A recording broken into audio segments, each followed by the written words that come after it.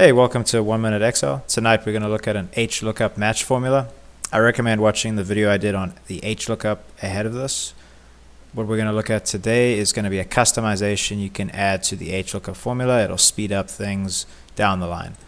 So where your HLookup has the lookup value, the table array, and then the row index, what we're going to do is instead of typing in the row index number of, let's say, 2 or 3 rows down, we're actually going to use a match formula to tell us where to go based on the headers above.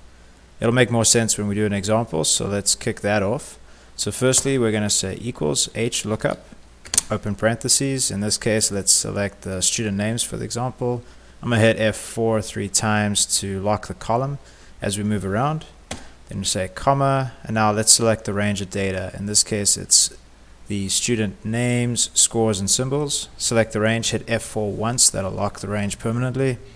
Comma, and now the row index number we're going to substitute, and we're actually going to move and use the match formula here. So we're going to type match, open parentheses.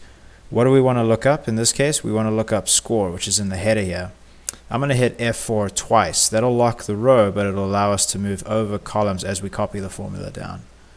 And the lookup array for the match is now going to be over here. It's going to be this whole column of data, the student, the score, and the symbol. So select that range, hit F4 once to lock it, comma. You're going to use 0 here for an exact match. Now you're going to close out the match, close parentheses, and now when you hit comma, you've actually gone back to the the HLookup in this case.